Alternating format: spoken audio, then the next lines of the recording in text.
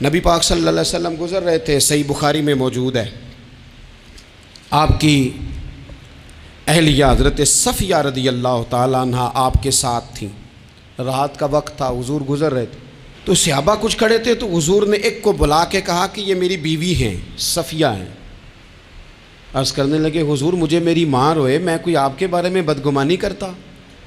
تو حضور نے جواب میں کیا کہا؟ محبوب فرمانے لگے جس طرح رگوں میں خون گردش کرتا ہے نا، شیطان بھی اسی طرح ہی گردش کرتا ہے۔ گویا حضور بتا رہے ہیں کسی وقت بھی بدگمانی پیدا کر دیتا ہے۔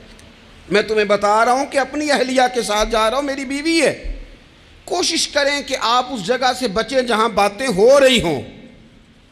اور اس پہلو پہ تیسری گزارش اس عنوان پر یہ ہے کہ اگر کسی کے بارے میں باتیں ہو رہی ہوں تو فٹافٹ اس کا حصہ بننے کی کوشش نہ کریں، بلکہ آپ کے پاس جب تک کوئی شرعی ثبوت نہیں ہے تب تک آپ اس بات کا حصہ نہ بنیں۔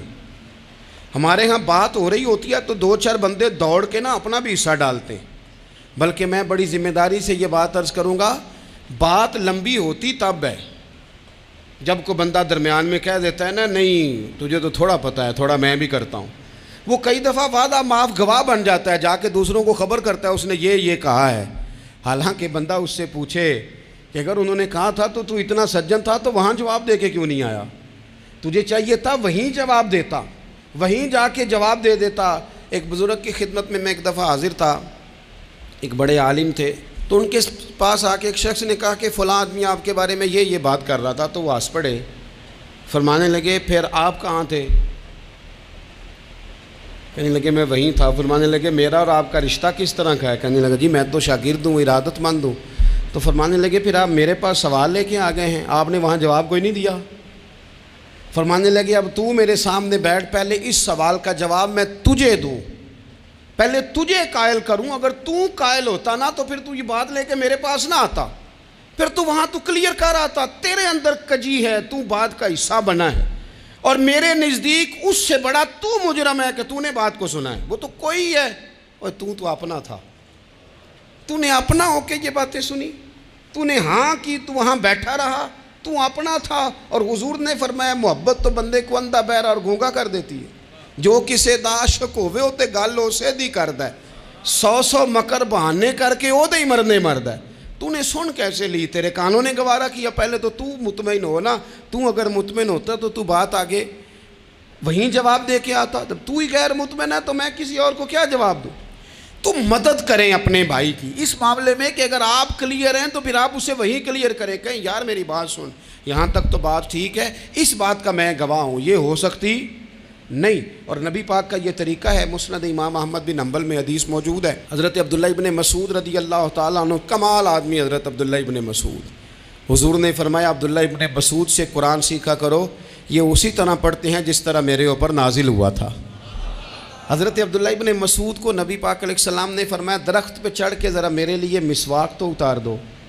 حضرت عبداللہ ابن مسعود کی پنڈلیاں پتلی پتلی تھی، ٹانگیں پتلی تھیں، وہ درخت پہ چڑھے، ہوا چلی تو کپڑا تھوڑا ہٹ گیا، تو بعض لوگ ان کی پتلی پنڈلیوں کا مذاق اڑانے لگے، معاذ اللہ، دیکھو کیسی باریک باریک پنڈلیاں ہیں، کیا انداز ہے۔ اب حضور بیٹھے ہیں نا، تو انہوں نے جو بات کی تھی وہ بات بھی درست تھی، پنڈلیاں واقعی پتلی تھیں، اور کوئی بھی اس انداز میں دیکھتا تو شاید مسکراتا۔ جب انہوں نے کہا نا دیکھو پتلی پنڈلیاں، تو حضور نے ہمارے لیے طریقہ کیا چھوڑا، ہمارے لیے سیرت کیا چھوڑی۔ حضور سید عالم فوراً ارشاد فرمانے لگے، نبی پاک فرمانے لگے چپ کرو، تم میرے عبداللہ کی پنڈلیوں کو پتلا پتلا کہہ رہے ہو نا، قیامت کے دن جب میزان لگے گا اور ان پنڈلیوں کا تمہیں وزن پتہ چلے گا، پھر پتہ چلے گا میرے عبداللہ کی شان کیا ہے۔ یہ بڑی وزنی پنڈلیاں ہوں گی، جب ان کا میزان پر وزن تلے تو آپ دفاع کریں۔ نبی پاک صلی اللہ علیہ وسلم نے فرمایا اگر کسی جگہ تیرے بھائی کی عزت پر حملہ ہو رہا تھا اور تو بچانے پر قادر تھا اور تو نے اس کی عزت سے اس شر کو روک دیا، کہا نہیں یار ایسی بات نہیں ہے، تم غلط کہہ رہے ہو، فرمایا اگر تم کسی کی عزت کا دفاع کرو گے تو فرمایا جہاں تمہاری عزت خراب کی جا رہی ہوگی رب وہاں تمہاری عزت کا دفاع فرمائے گا، اللہ تمہاری عزت کا محافظ بن جائے گا۔ لیکن ہم کیا کرتے ہیں، ہم لوگ باتیں کر رہے ہوتے ہیں تو ہم ان باتوں میں ایک بات اور شامل کرتے ہیں، ہم ان باتوں میں ایک بات اور شامل کر لیتے ہیں اور انداز اختیار کر لیتے ہیں، اور جو آپ کے حق میں ہے اس نے مخالف نہیں ہونا، اور جو مخالف ہے اس نے کبھی حق میں چھوڑیں۔ آپ کس کو قائل کر رہے ہیں؟ جس کی سمجھ میں آتی ہے وہ قبول کرے، نہیں آتی تو دروازہ کھلا ہے، کہیں اور تشریف لے جائے۔ ہمارا یہ مزاج بن گیا کہ بلا وجہ کی وضاحتیں بھی بندے کو کمزور کرتی ہیں، بلا وجہ ہم کمزور پڑ جاتے ہیں۔ تھوڑے بے نیاز ہو جائیں، چھوڑیں، کچھ بے نیاز بنیں، طبیعت کوئی بے نیاز۔ ہم نہ بے نیاز نہیں ہوتے، ہر بات کو سوچتے ہیں، ہر بات کی وہ جی وہ فلانے نے پتہ کیا کہا ہے، تو بڑی معذرت سے بالخصوص خواتین کا مسئلہ ہوتا ہے، وہ کہتے ہیں پوری دسو، نہیں دسو نے آکھیا کی، بھئی آپ نے کیا کرنا ہے، اس کے لیے پھانسی کا حکم لگانا ہے آپ نے؟ چھوڑ دیں، بات ہو گئی، ختم ہو گئی۔ اپنی زندگی میں تھوڑی سی بے نیازی بھی پیدا کریں، تھوڑی سی بے نیازی، ہر ایک کی بات سننا، ہر ایک کی بات پر غور کرنا، ہر بندے پر تبصرہ شروع کر دینا، وہ تو تکلیف آ جائے گی۔ وہیں سے جہاں سے بات شروع کی تھی پھر وہیں لاتا ہوں کہ باتوں کا اثر لیں لیکن صرف خیر کی باتوں کا اثر لیں، لیکن صرف اچھے لوگوں کی باتوں کا۔ ہر ایک کی بات کا اثر لوگے، لوگ دو قدم نہیں چلنے دیں گے۔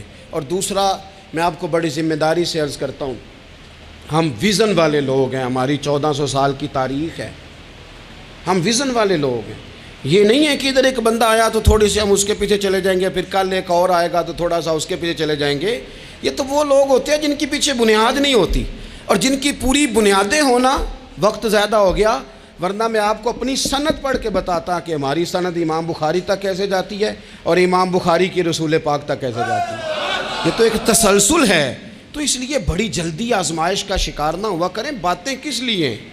جو بندہ ویلا ہے اس نے بھی 4 باتیں تو ہر بات کا اثر نہ لیں۔ بالخصوص جوانوں سے کہتا ہوں، ٹارگٹ اچیو کرنے کے لیے سب سے پہلے تو مقاصد کا تعین کرے، جانا کے دور، پھر اس پہ لگ پڑے۔